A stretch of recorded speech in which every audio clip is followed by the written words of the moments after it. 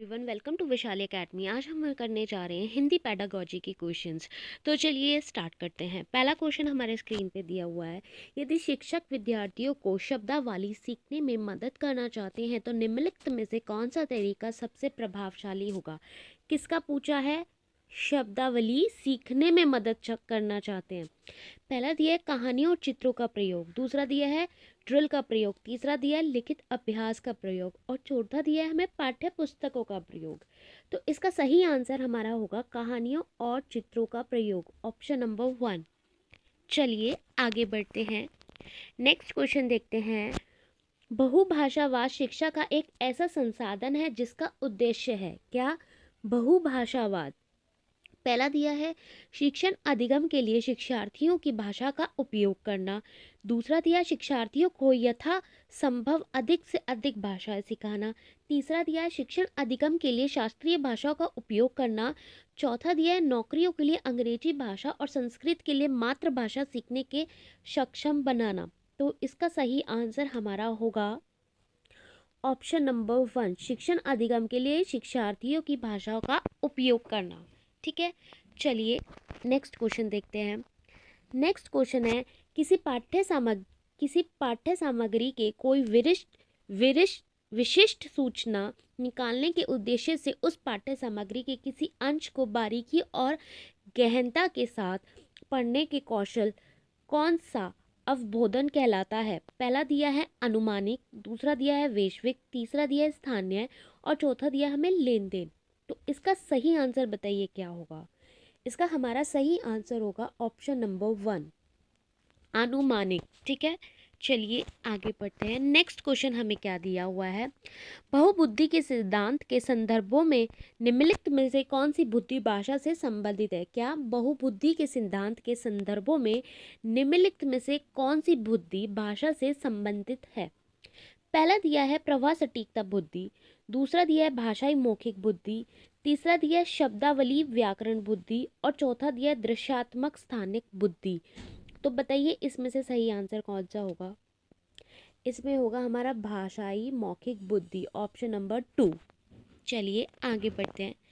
Next question हमें दिया है इनमें से कौन सा बहुभाषावाद के लाभ हो सकते हैं। पहला है समृद्ध शब्दावली और प्रभावशाली भाषण, दूसरा है अन्य संस्कृतियों के प्रति सहिष्णुता और सम्मान, तीसरा है सीमित रोजगार के अवसर और चौथा है प्रभा भाषिक जागरूकता। तो बताइए इनमें से कौन सा ऑप्शन सही है। इसमें फर्स्ट सही है, सेकंड सही है, फोर्थ सही है और थर्ड हमारा गलत है। तो हमारा ऑप्शन नंबर 4 सही है, फर्स्ट सेकंड फोर्थ। ठीक है, चलिए आगे बढ़ते हैं। नेक्स्ट क्वेश्चन देखते हैं। वाइगॉस्की के अनुसार जब कोई बच्चा बच्ची भाषा की मदद से अपने स्वयं के कार्य को निर्देशित करती है लेकिन वह भाषा दूसरों के लिए स्वयं नहीं है, उसके वाचन को क्या कहेंगे? पहला आंतरिक भाषण, दूसरा निजी भाषण, तीसरा सामाजिक भाषण और चौथा आत्म केंद्रित भाषण। तो बताइए इसका आंसर हमारा क्या होगा। इसका होगा हमारा आंतरिक भाषण, ऑप्शन नंबर 1 हमारा सही हो जाएगा। ठीक है, चलिए आगे बढ़ते हैं। नेक्स्ट क्वेश्चन है भाषा विज्ञान की कौन सी शाखा संदर्भ में भाषा से जुड़ी है? पहला है अर्थ विज्ञान, दूसरा है उपयोगिता विज्ञान, तीसरा है आकृति विज्ञान और चौथा है हमारा स्वर विज्ञान।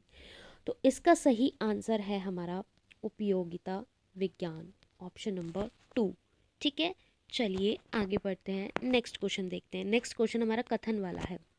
शिशुओं में भाषा के विकास के संबंध में कथन अ और ब पर विचार करें। कथन अ दिया है वेशव अवस्था से बच्चे की वाकु नली का एक व्यावसायिक मानव की तुलना में जानवर की तरह अधिक होता है। कथन ब दिया है 6 से 12 महीने के दौरान एक बच्ची तरह तरह के बबलाना और दोहराव वाले बबलाना में संलग्न है। बताइए इसका सही आंसर हमारा क्या होगा। हमारा सही आंसर इसमें होगा थर्ड, ए और बो दोनों ही हमारे क्या हैं, सही है। चलिए आगे बढ़ते हैं। नेक्स्ट क्वेश्चन देखिएगा। एक बोली मानक बोली का दर्जा पाने के लिए निम्नलिखित चरणों से गुजरती है। पहला है चयन, संहिताकरण, उद्देश्य का निर्धारण। दूसरा है चयन, स्वीकृति, संहिताकरण और उद्देश्य का निर्धारण। तीसरा है चयन, उद्देश्यों का निर्धारण, संहिताकरण और स्वीकृति। चौथा है चयन, स्वीकृति, संहिताकरण और उद्देश्य का निर्धारण। तो इसका हमारा सही आंसर है ऑप्शन नंबर 1, चयन, संहिताकरण, उद्देश्य का निर्धारण। चलिए आगे बढ़ते हैं, नेक्स्ट क्वेश्चन देखते हैं। फिर कथन वाला क्वेश्चन आ गया। बोली के संबंध में कथन अ और ब पर विचार करें। कथन अ क्या कहता है? किसी देश के एक हिस्से में बोली जाने वाली विविध भाषाओं में से एक प्रकार जो क्षेत्रीय बोली के रूप में जानी जाती है। कथन ब कहता है एक समान शेषिका पृष्ठभूमि वाले लोगों द्वारा विविध प्रकार की उपयोग की जाने वाली भाषाओं में से एक प्रकार की बोली के रूप में जानी जाती है। तो इसका आंसर बताइए हमारा क्या होगा? हमारा आंसर हो जाएगा ऑप्शन नंबर ए। दोनों ही क्या है? गलत हैं। ठीक है, चलिए आगे बढ़ते हैं। नेक्स्ट क्वेश्चन हमें क्या दिया है? पत्नी से जल्दी करो हमें देर हो जाएगी। सहकर्मी से जाने का समय हो गया हमें बैठक के लिए देर हो जाएगी। वरिष्ठ नियुक्त से महोदय शाम के 4 बज गए और बैठक 4:15 बजे हैं, क्या अब हमें चलना नहीं चाहिए? भाषण में इस विभिन्नता को किस रूप में जाना जाता है? बताइए। इसका सही आंसर है रजिस्टर। ठीक है, चलिए नेक्स्ट क्वेश्चन देखते हैं।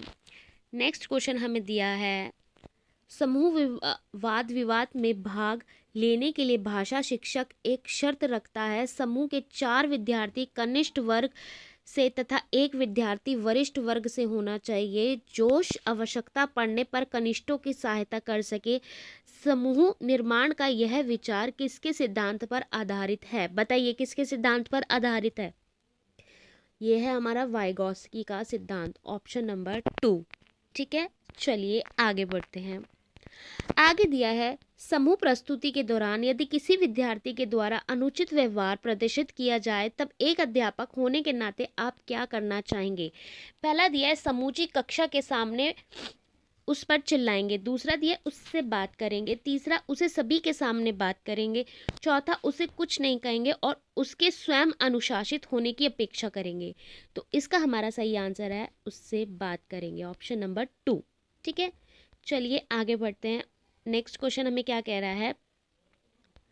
मान्यताओं का वह समूह जो इस बात की व्याख्या करता है कि भाषा और संरचनाओं का यह नियमों का समूह है किस रूप में जाना जाता है? पहला है संप्रेषणात्मक उपागम। दूसरा है अंतक्रियात्मक उपागम। तीसरा है संरचनात्मक उपागम और चौथा है निवेश उपागम। तो बताइए इसका सही आंसर हमारा क्या होगा? हमारा सही आंसर होगा संरचनात्मक उपागम, ऑप्शन नंबर 3। ठीक है, चलिए नेक्स्ट क्वेश्चन देखते हैं। फिर हमारा नेक्स्ट क्वेश्चन किसका आ गया है? कथन का। सर्वेक्षणात्मक भाषा शिक्षण के संबंध में कथन ए और ब पर विचार करें। कथन ए क्या कहता है? शिक्षक की भूमिका सामान्यत वाचन के लिए मॉडल होने के बजाय एक संसाधक या मॉनिटर की है। कथन ब कहता है शिक्षार्थियों की सीखने की व्यक्तिवादी उपागम के आधार पर कक्षा की विधि में भाग लेना पड़ता है। तो बताइए इसका सही आंसर क्या है? हमारा इसका सही आंसर है ऑप्शन नंबर 1। ये दोनों ही क्या हैं? गलत है। Thank you. चलिए नेक्स्ट वीडियो में मिलते हैं। अगर ये वीडियो अच्छी लगी है तो लाइक शेयर सब्सक्राइब करना ना भूलें।